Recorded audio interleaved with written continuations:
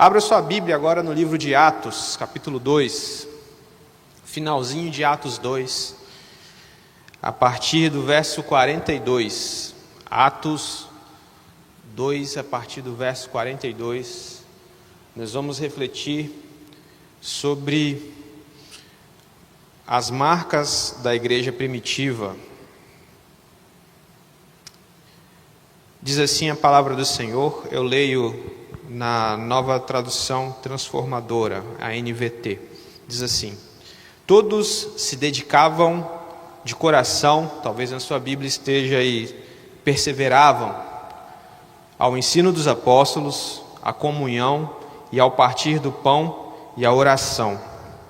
E havia em todos um profundo temor, e os apóstolos realizavam muitos sinais e maravilhas. Os que criam se reuniam num só lugar e compartilhavam tudo o que possuíam. Vendiam propriedades e bens, repartiam o dinheiro com os necessitados, adoravam juntos no templo diariamente, reuniam-se nos lares para comer e partiam o pão com grande alegria e generosidade, sempre louvando a Deus, desfrutando da simpatia de todo o povo, e a cada dia o Senhor lhes acrescentava aqueles que iam sendo salvos. Qual é o segredo dessa igreja? A gente vê que é uma igreja que se reunia todo dia. A gente se reúne aqui no culto público pelo menos 3 vezes por semana, falando só aqui do encontro que acontece aqui. Aí, se a gente esticar um pouquinho mais, tem discipulado, tem PG, tem os encontros dos coros, a gente consegue esticar um pouquinho mais, mas eu acho que a gente não chega a frequentar, a estar juntos todos os dias. E eles se viam em casa também, eles comiam juntos todos os dias, eles oravam juntos todos os dias. E uma outra característica, uma outra marca dessa igreja é que ela crescia muito. E não com essa, eles faziam isso tudo, não com essa obsessão só no crescimento. A gente vê que é um crescimento com qualidade. Eles cresciam e a cada dia o Senhor acrescentavam os que iam sendo salvos. E uma característica da sociedade daquela época era que haviam encontros para refeição, associação de comércio, associação lá dos greco-romanos. Então eles se reuniam uma vez por mês para comer juntos. A igreja, os crentes se reuniam todos os dias para comer juntos. E a diferença da reunião dos crentes dessa época, da igreja primitiva, para o pessoal que se reunia também das associações, é que esses jantares, esses almoços das associações acabavam sempre em confusão. Sabe aquelas festas de família, que às vezes você tem que ir, que você sabe que vai dar confusão, porque você sabe que tem muita gente que não é crente lá e dá confusão? Então, era mais ou menos isso. E a diferença da igreja é que eles se reuniam todos os dias, não uma vez por mês, e não dava confusão. E todo mundo gostava de estar lá. E todo mundo queria estar lá. E não era à toa que a igreja crescia, do jeito que crescia. Então, as pessoas da sociedade, daquela sociedade lá do século I, olhavam para esse grupo de pessoas que estavam ali se reunindo, faziam questão de estar juntos, eram cuidados, compartilhavam tudo. E as pessoas que estavam fora queriam entrar, e quem estava dentro não queria sair. É mais ou menos essa a visão da igreja que nós chamamos de igreja primitiva. E a gente vai refletir em mais algumas características sobre o segredo dessa igreja. Uma igreja envolvente, uma igreja vibrante, uma igreja que as pessoas tinham prazer de estar, e uma igreja que o Senhor acrescentava a cada dia os que iam sendo salvos. E o primeiro segredo dessa igreja é a perseverança. Na minha tradução aqui, eu li que eles se dedicavam de coração, mas a palavra usada mesmo no grego é perseverança. Mas a gente vai trabalhar essa outra tradução, se dedicavam de coração. O que é dedicar de coração? Ou melhor, o que é se perseverar? O significado de perseverança aqui no grego é você continuar a fazer algo com grande empenho, com possível implicação do que é feito com dificuldades. Dedicar-se, permanecer firme, persistir. Então é você fazer algo, persistência, é você fazer algo com dificuldade. Então quando o texto fala que eles perseveravam, Não é um jeito bonito que o autor achou para dizer que eles eram crentes. Não, era porque era difícil mesmo ser crente nessa época. Se a gente for analisar, essa passagem acontece no contexto de Pentecostes, lá em Atos 2, né, quando o Espírito Santo vem sobre a igreja, há aquela pregação de Pedro e milhares de pessoas se convertem. E aí se segue. Então, estava muito perto ali do que aconteceu com Jesus. O que aconteceu com Jesus foi na Páscoa, Pentecostes é 50 dias depois. E esses dias aqui são muito próximos do Pentecostes. Então, essa igreja era igreja, fazia tudo isso, comia, estava junto, servia e crescia à sombra de ameaça de morte. Então, quando o texto fala de perseverança, é isso que a gente tem que ter em mente. Que nos capítulos seguintes de Atos, a gente vai ver Pedro e João sendo presos, sendo açoitados. Então, era difícil ser crente naquela época. A igreja era perseguida. E mesmo sendo perseguida, eles faziam tudo isso. Eles se reuniam para comer, para orar, para servir, para cuidar uns dos outros, para testemunhar da fé. Nós também temos dificuldades para permanecermos firmes em nossa fé. Não no sentido de sermos perseguidos como eles eram, no sentido de, lá naquela época, de chegar alguém na sua casa e te prender, como acontece hoje ainda em vários países do Oriente Médio, do Oriente e da África. Eles eram perseguidos tal qual esses irmãos são hoje, nesses países que eu falei. Nós temos dificuldades, não somos perseguidos, mas temos dificuldades. E a nossa dificuldade de permanecer firme naquilo que nós cremos, passa pela nossa rotina cotidiana, às vezes repetitiva, maçante, com dificuldades com nossa família de administrar as coisas que vão acontecendo, as enfermidades, mas são dificuldades que nós enfrentamos. Outro perigo que pode nos afastar, que pode abafar a nossa fé, é o perigo do comodismo, da comodidade. Como eu disse, existem lugares no mundo onde a estratégia de Satanás é sufocar a igreja com perseguições.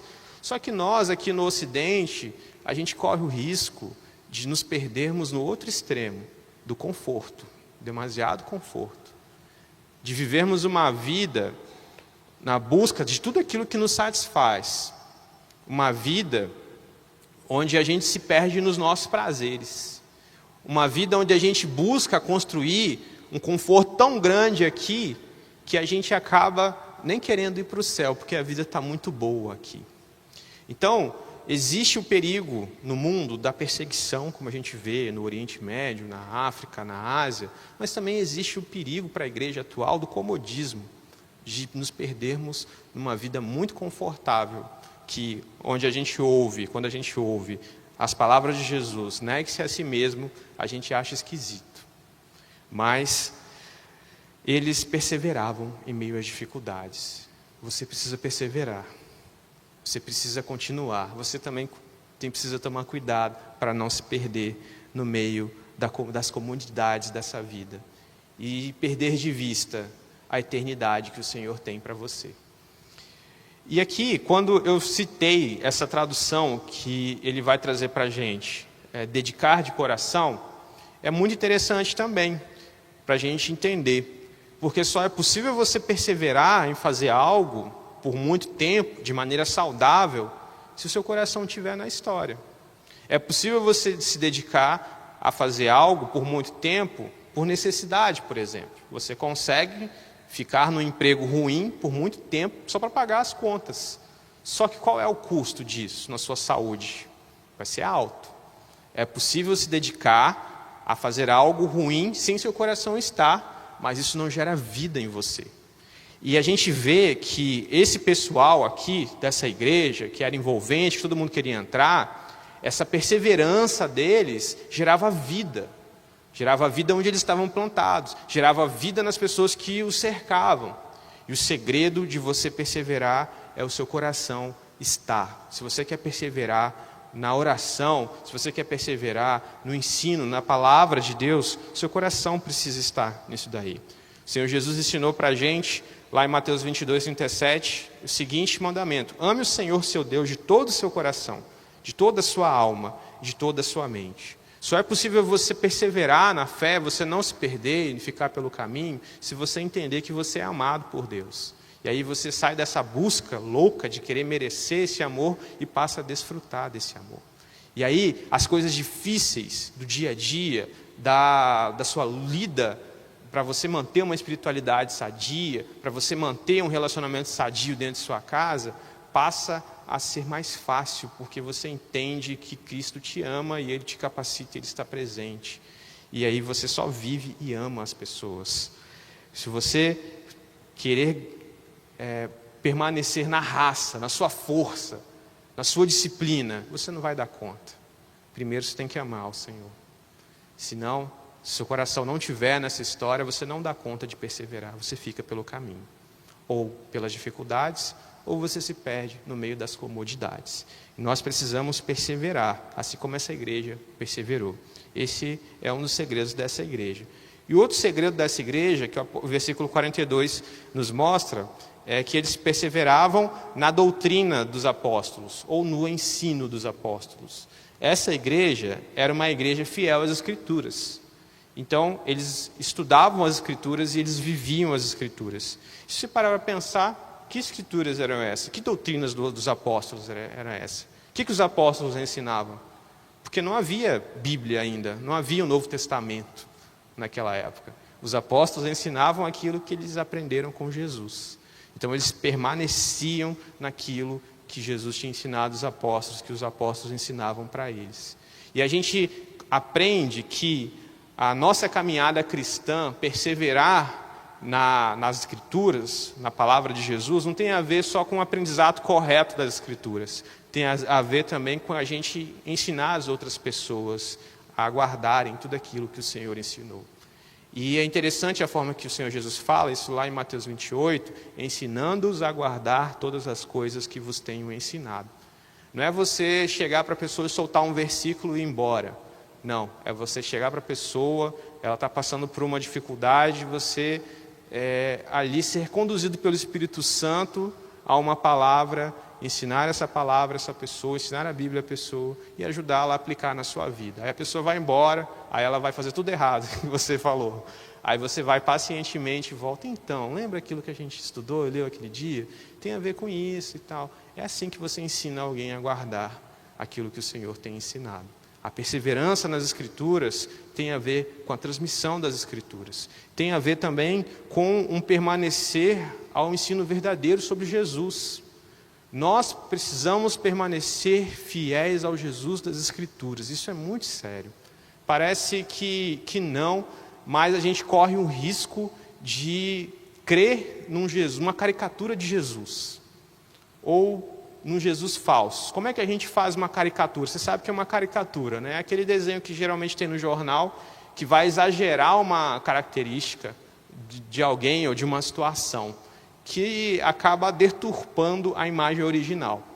E como é que a gente consegue fazer uma caricatura de Jesus?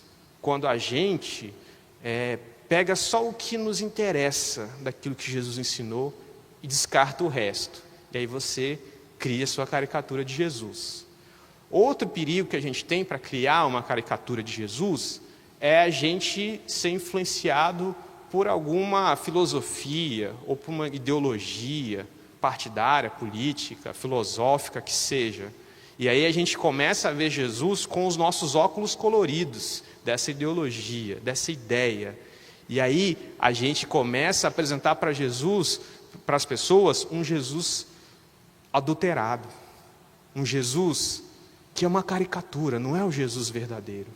E é muito perigoso quando a gente, no nosso afã, às vezes, de querer evangelizar, as pessoas olham para a gente e tomam resistência de Jesus. Ou as pessoas olham para as nossas atitudes e ficam resistentes com Jesus. Há uma citação no livro O Discípulo Radical, do John Stott, de uma fala de Mahatma Gandhi. Mahatma Gandhi foi um ativista hindu. Ele não era cristão, embora fosse influenciado pelos princípios do Sermão do Monte de Jesus, por exemplo. Então, o Mahatma Gandhi ele diz o seguinte: eu gosto do seu Cristo, mas não gosto dos seus cristãos, porque eles não se parecem com o seu Cristo. Agora, se você parar para pensar, é uma crítica muito forte por alguém que não é crente, mas que olha para Jesus e fala: Jesus eu gosto, mas eu não gosto de quem segue ele.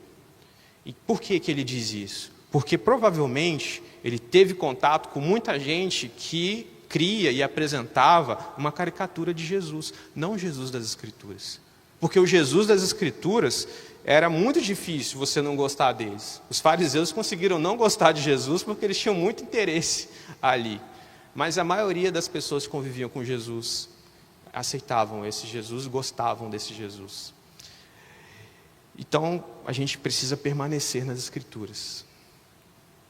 E a gente tem que tomar muito cuidado em criar caricaturas de Jesus. Porque, às vezes, as pessoas estão resistentes, não é com Jesus, é com a ideia que nós passamos erradas de Jesus para elas, a partir da maneira que a gente vive, a partir das influências que a gente tem. Outro segredo dessa igreja era a comunhão. A gente tem, no versículo 42, diz assim: dedicavam-se à comunhão, ao partir do pão. O versículo 44 diz: os que criam se reuniam num só lugar, compartilhavam tudo o que possuíam. 45, vendiam as propriedades e bens e repartiam o dinheiro com os necessitados. Adoravam juntos no templo diariamente, reuniam-se nos lares para comer, partiam pão com grande alegria. Então, o segredo deles é koinonia, que é comunhão, né? A palavra usada para comunhão é koinonia. Esses dias meu sogro chegou para mim, a gente estava em frente a uma igreja, e o nome da igreja era Koinonia. Meu sogro não é crente. Aí ele chegou: mas por que botaram esse nome? O que esse nome significa? Eu falei: é comunhão, sogro. Aí ele: mas por que eles botam em grego? Por que não botam em português? Não sei, o pessoal gosta, né, de mostrar que sabe um pouquinho de grego. Então, quando você ouvir alguém falar koinonia, é comunhão. E essa palavra não representa você só estar num lugar junto com outras pessoas, adorando. Comunhão significa você ter em comum com as pessoas, você ter envolvimento com alguém. Às vezes você está no mesmo espaço que alguém, cultuando ao Senhor com alguém, e você não tem nada em comum com ela, você não partilha de nada com essa pessoa. Então, quando as Escrituras vão falar de comunhão, está falando de participação da vida do outro, está falando de partilha, sabe? Está falando de ter vida em comum com alguém. Essa semana eu ouvi sobre um pastor que, na hora dos avisos, ele diz o seguinte: se você aqui na igreja não tem 5 pessoas que você pode ligar quando alguma coisa dá errado, você não está em comunhão com a igreja, você não congrega aqui na igreja. E se você parar para pensar sobre isso, como é que é a sua relação na nossa igreja ou na igreja que você congrega?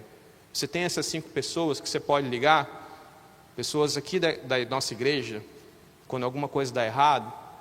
Como é a sua relação com essas pessoas? Qual o grau de convívio, de partilha, de troca você tem com essas pessoas? Isso é comunhão. Essas pessoas estavam juntas, sabiam das necessidades umas das outras, sabiam de coisas íntimas da vida uns dos outros, e não só sabiam, como participavam da vida umas das outras. Isso é comunhão que a gente vê. Por isso que essa igreja ela é tão irresistível. Por isso que essa igreja era um lugar onde aqueles que estavam ali não queriam sair, e quem estava fora queria entrar. E uma imagem muito bonita que a gente tem aqui também é a imagem do pão e da mesa.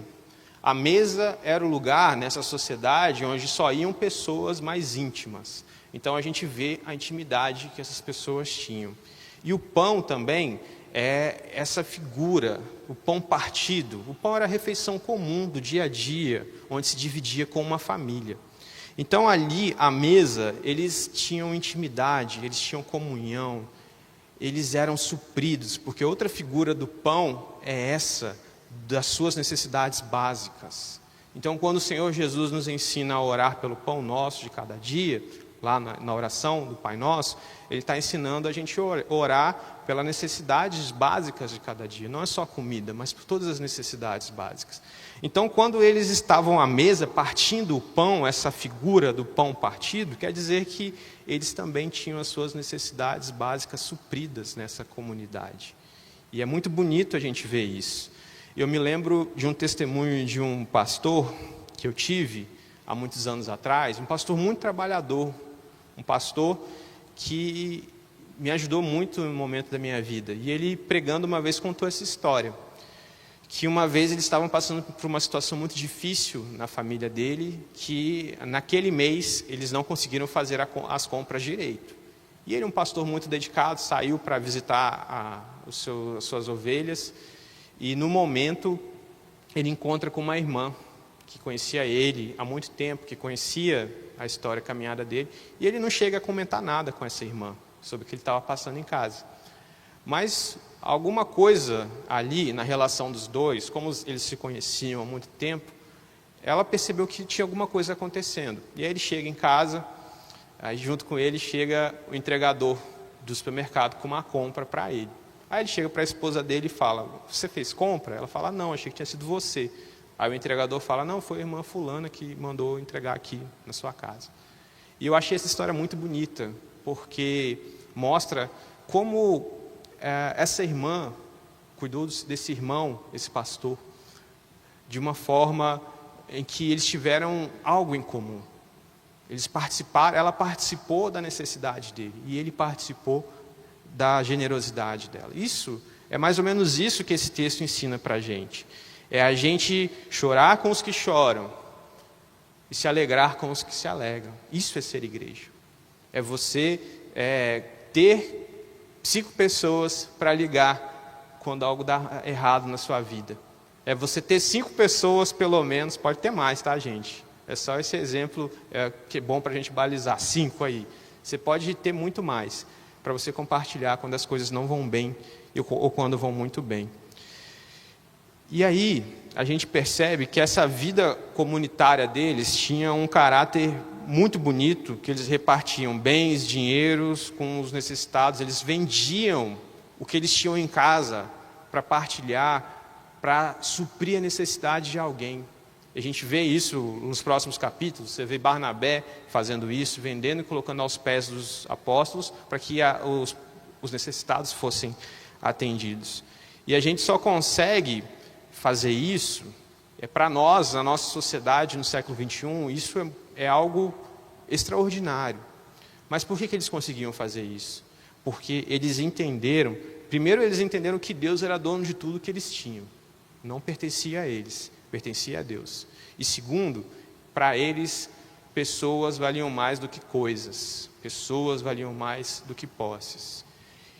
E é interessante que essa mentalidade dura na igreja até o século II. A gente tem historiadores que vão mostrar isso na história da igreja até o século II. A partir do século III, essa prática de se vender o que tem se perdeu. Se perdeu. Mas é interessante como as pessoas de fora da igreja reagiam a isso, os pagãos. Eles olhavam para aquilo, os mais pobres, eles se sentiam muito amados com aquilo. E até muitos desses mais pobres pagãos se convertiam por causa do serviço, do cuidado dos crentes, em se desfazer de seus bens para atender às suas necessidades. Os mais ricos olhavam assim e falavam, e torciam o nariz para eles. Falavam assim: como assim? Por que eles estão fazendo isso? É ridículo isso, sabe?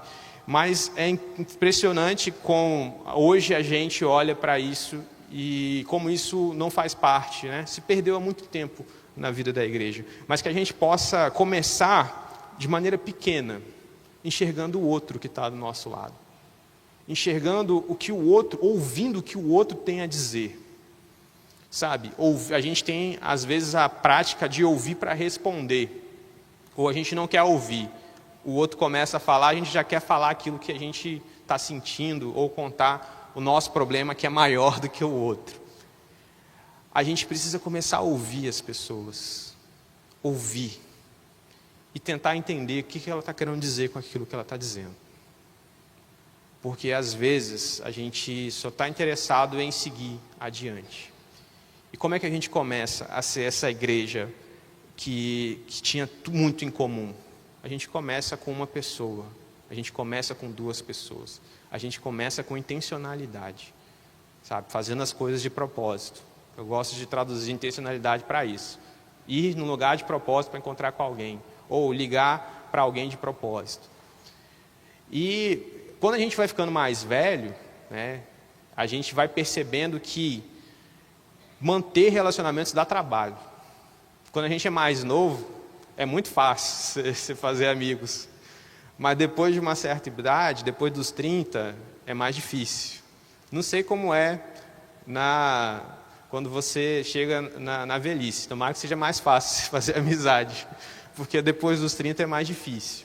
E a gente tem que ser mais intencional. A gente tem que buscar as pessoas. A gente tem que ir atrás delas, que às vezes tem gente que precisa, e a gente vai atrás delas. A gente não fica, nossa, fulano sumiu, né? Será que está chateado? Não, você vai e pergunta, você faz uma visita, né? Você chama para tomar um café.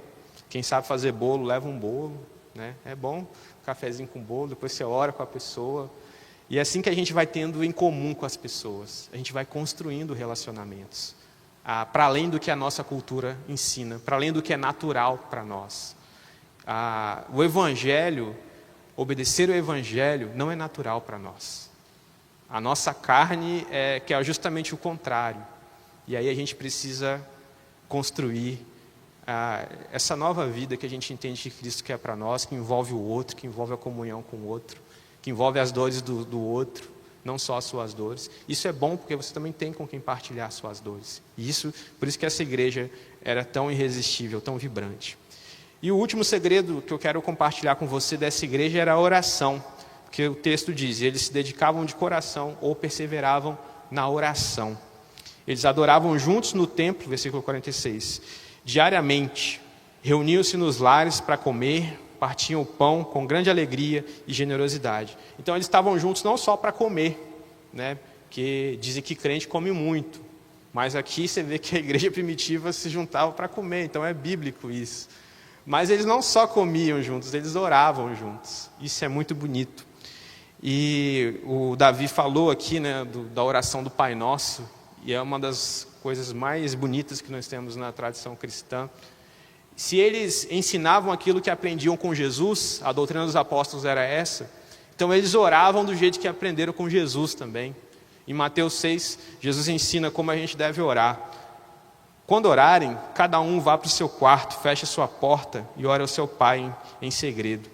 Então o seu Pai que observa em segredo os recompensará. Então Jesus ensina para a gente uma oração para dentro de casa, do seu quarto, em segredo, você e Deus. Você precisa orar sozinho. Você precisa buscar a Deus na intimidade do seu coração. E Jesus ensina a orar de outro jeito também, que é a oração comunitária. Quando ele ensina a oração do Pai Nosso. E ele também fala para a gente pedir para o pão que é nosso. E ele fala para nós perdoarmos as nossas dívidas. Então, Jesus ensina a orar de dois jeitos, de um jeito individual e de um jeito comunitário. E eles oravam em casa. E oravam em casa com os irmãos também. E oravam no templo. É interessante quando fala do templo, a nossa mente logo vem para a atualidade. Nós estamos num templo religioso. A gente imagina logo isso. Eles estavam numa igrejinha. Não era uma igrejinha, era o templo dos judeus mesmo. E o templo dos judeus tinha uma rotina de orações durante o dia. E eles participavam dessa rotina de oração ali no templo. Não era dentro do templo, era no pátio.